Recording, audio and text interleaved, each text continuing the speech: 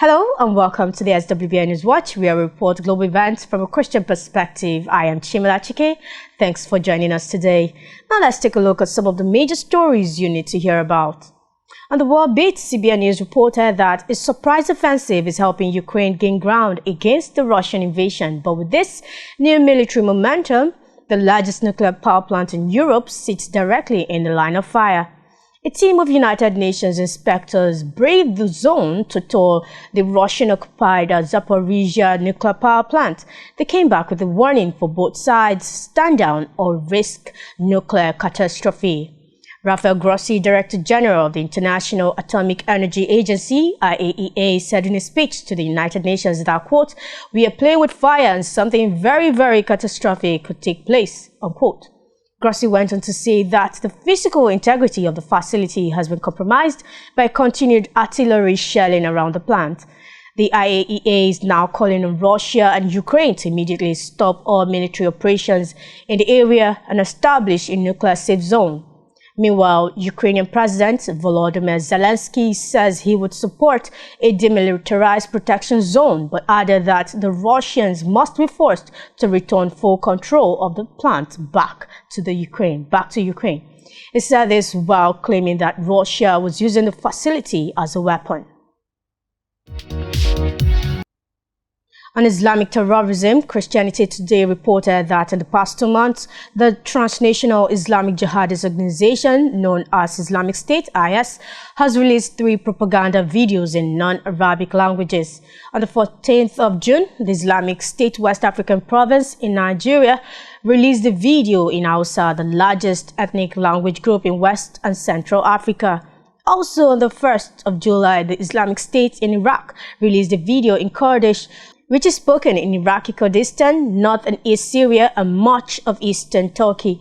Adding to that, on the 30th of July, the Islamic State in Somalia released a 25-minute video in Amharic, the official language of Ethiopia. The Amharic language video specifically called for jihad against Ethiopia's Christians in government. Then on the 3rd of August, the Islamic State in Khorasan province, Greater Afghanistan, released a fatwa, which is an Islamic legal order calling for attacks on Christian, Jewish, Hindu, and Shiite places of worship.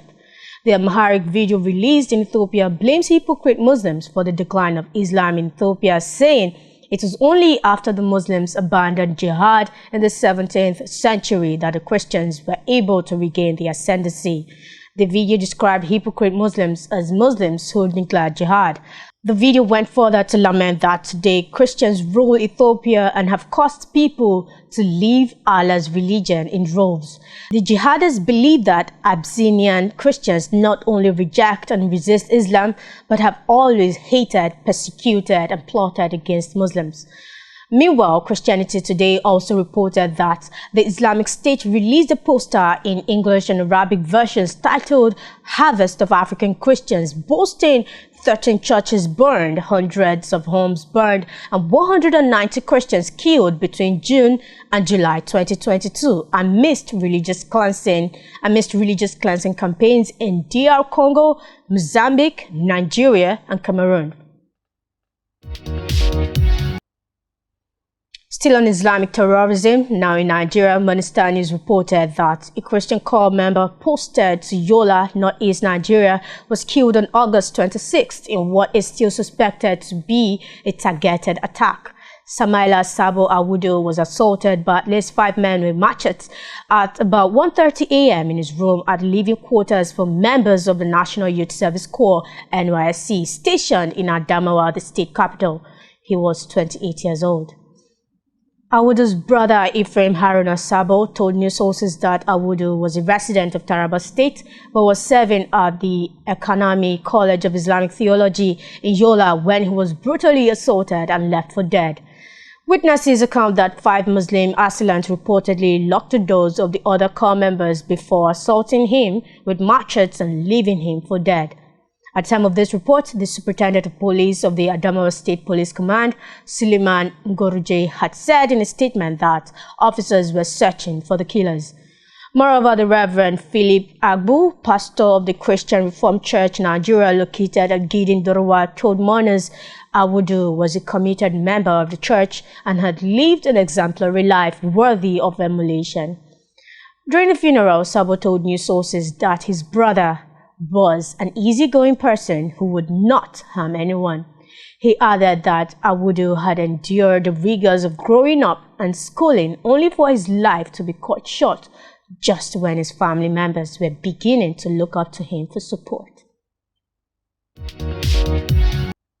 In Great Britain, several news reports have confirmed the death of Her Royal Majesty Queen Elizabeth II. She transitioned peacefully at Adamawa Castle in Scotland. She was 96 years old. Queen Elizabeth II was Britain's longest-serving monarch with a little over 70 years on the throne. During her reign, she also served as the head of the Anglican Church right from her coronation till her departure.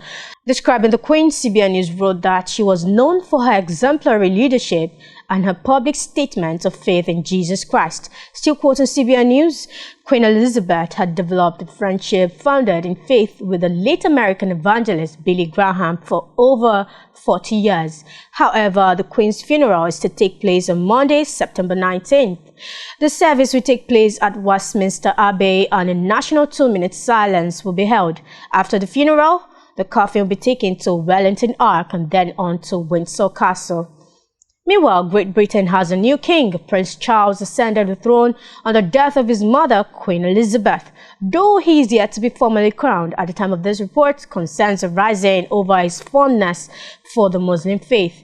According to Al Jazeera, the 73-year-old monarch, King Charles III, has on several occasions expressed his thoughts and has openly talked about his admiration for the Muslim religion. Still quoting Al Jazeera, writer Robert Jobson in his book Charles at 70, Thoughts, Hopes and Dreams, noted that the monarch studies the Islamic book, the Quran, and signs letters to Muslim leaders in Arabic. Charles has long advocated for bringing the Muslim world and the West closer, adding there was a lot of misunderstanding about Islam in the West. He said this during a much cited speech at the Oxford Center for Islamic Studies in 1993. Moving on, CBN News has it that an Irish teacher has in his words been placed behind bars because he would not call a boy a girl. Enoch Burke, who teaches history, politics and German at the Church of Ireland's Wilson's Hospital School, was arrested after he violated a court order prohibiting him from teaching classes or even being present on the school's campus in Westmeath.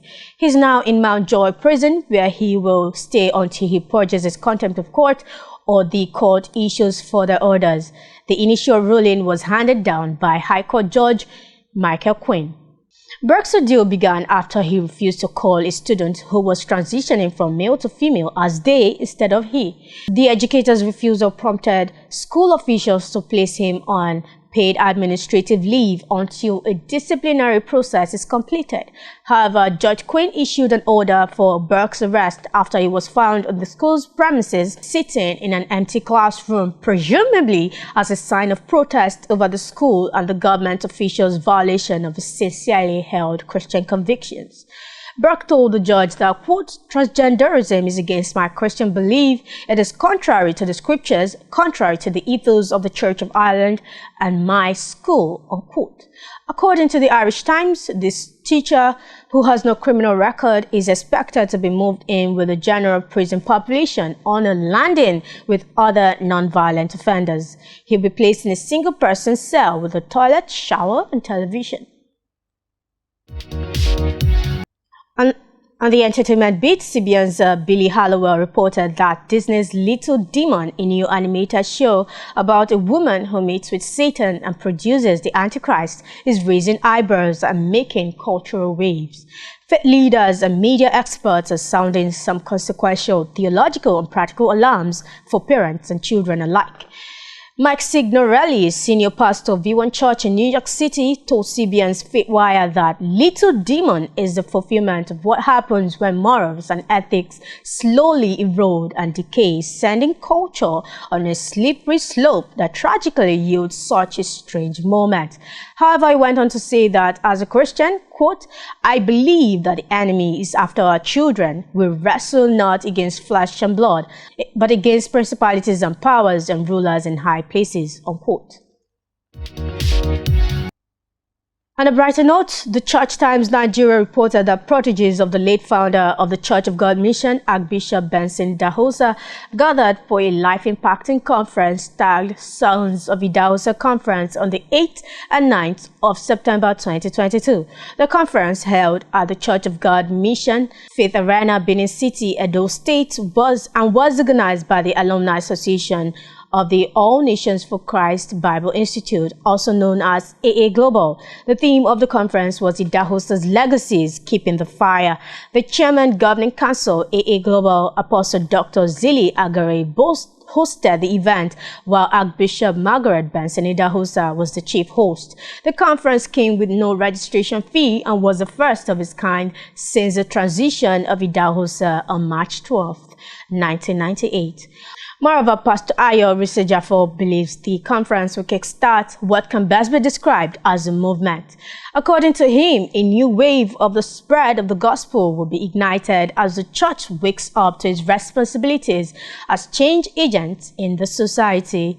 However, Idahosa was a charismatic Pentecostal preacher who had notable signs and wonders and was popularly referred to as the father of Pentecostalism in Nigeria. He also hosted a team from Oral Roberts University. Adding to that, he founded the Benson Idahosa University and the All Nation for Christ Bible Institute. The institute, which was established in 1969, has produced well over 20,000 graduates spread across the globe. And that will be all for this edition of the SWBN News Watch. Thank you so much for staying with us. Don't forget to like, share, and subscribe till we meet next Thursday, 9 p.m. I remain Chimela Chike. Stay tuned.